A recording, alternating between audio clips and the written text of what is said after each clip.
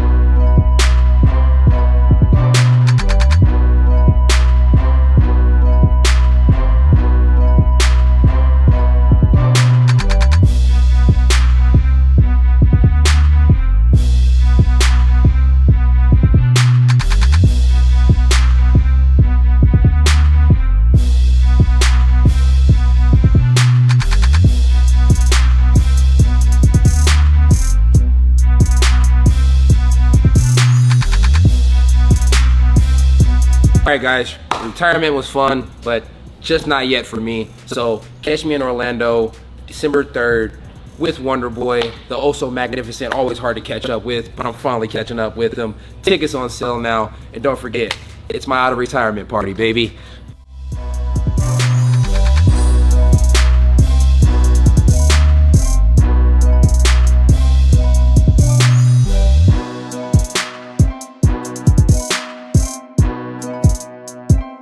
Recently, Kevin Holland announced his retirement fight from MMA. Now he has a main event fight against Stephen Wonderboy Thompson in December. DC, tap in or tap out on Holland using his full retirement to parlay it into a main event. I don't think I tap out because I don't believe that's what he did.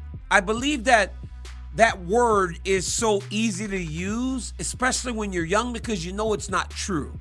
I think that you got to be very careful because, Ryan, you know, you and I both know, on the other side, custom suits and craft services is much nicer than tackling and concussions or whatever else you may receive playing football or fighting. So I think you got to be very careful with using the word retirement. But I believe, honestly, that this fight with Wonderboy is payback. This is, here you go, Kevin Holland. You fought Khamzat Chimaev under the circumstances that you did. So here you go. An aging guy with a big name in a main event for you to hopefully regain some of the goodwill you had gotten since going down to 170. That's what I feel like this fight is.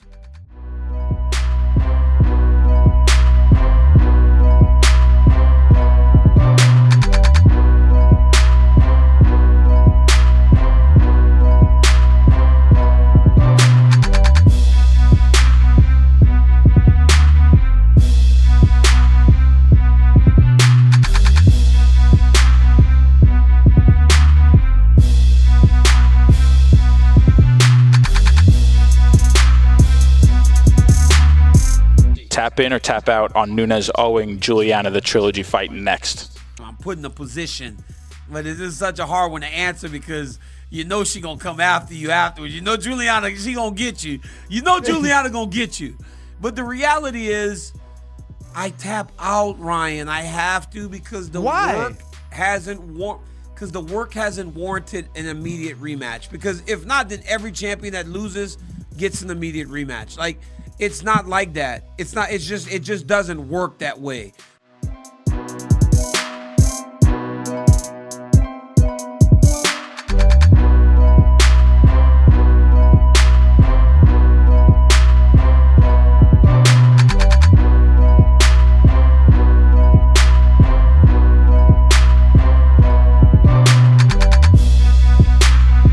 Yeah, I mean, look, from the outside looking, it just looks like a cash grab to me. I don't think Uriah's going to go, hey, and just beat, Levon Bell or whatever his name is. You know what I mean? Like, I can't see that. He wants to just pick up a paycheck at this point, Plus, you got to remember, all of these guys that have been around that never really made the type of money they could retire with, it's got to be frustrating as shit.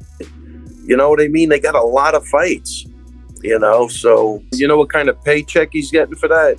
I don't know. I really don't know. I would only be speculating. Yeah, I mean, look, these things it's becoming more and more common. Especially when these guys get towards the end of their career, they want to, it's almost like a guy with a pension, right? He wants to work overtime 100 hours because they sum up the last 3 years. That's how they get their pension numbers. And I think they're doing the same thing, only it's a little different, but I think they want to cash out. And if he could get 250, 300 grand for that fight, probably a home run for him because he wasn't making that money in the UFC. So it's definitely safer than the UFC, right? I think anyway, especially for a guy like Hall. He definitely has good hands, good movement. And I think it's a 12-minute fight, right? I think it's like 4 3-minute rounds. I mean, if you add it up, no matter what, I think it's an easier way to finish out your career and make some money. So I'm happy for all of that stuff. But it seems like that's the way everybody's going now. And then the more you see it, the more you'll, other guys will jump on and do it too.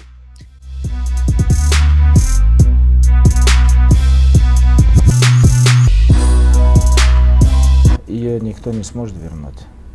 Ни Хабиб, ни Тони, никто. У нас было свое время, оно ушло.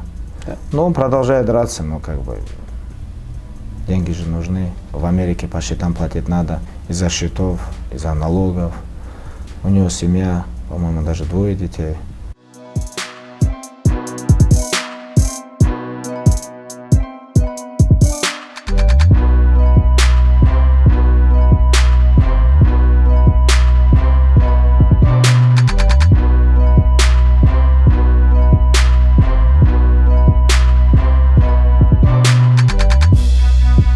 A couple weeks ago, you spoke about the odds and how you are a underdog to Petr Yan, and you said you're very surprised by it. Is that surprise rooted in the matchup? Because like I've said on air, on record, this is the ideal matchup for Sean O'Malley because he's not going to try to wrestle you the whole time. He's not going to try to stay outside. He's a guy that's going to engage you in what you do best. Do you think that because of the stylistic matchup, the odds should be more close in your opinion?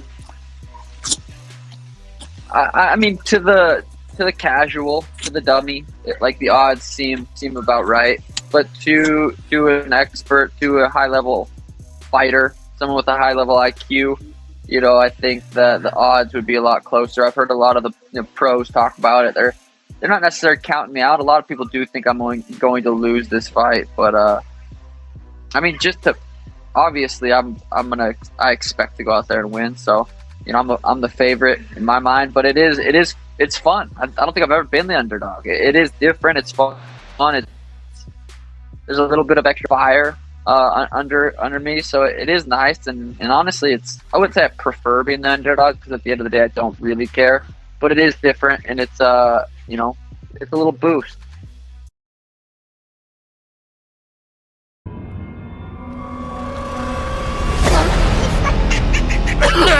What the fuck?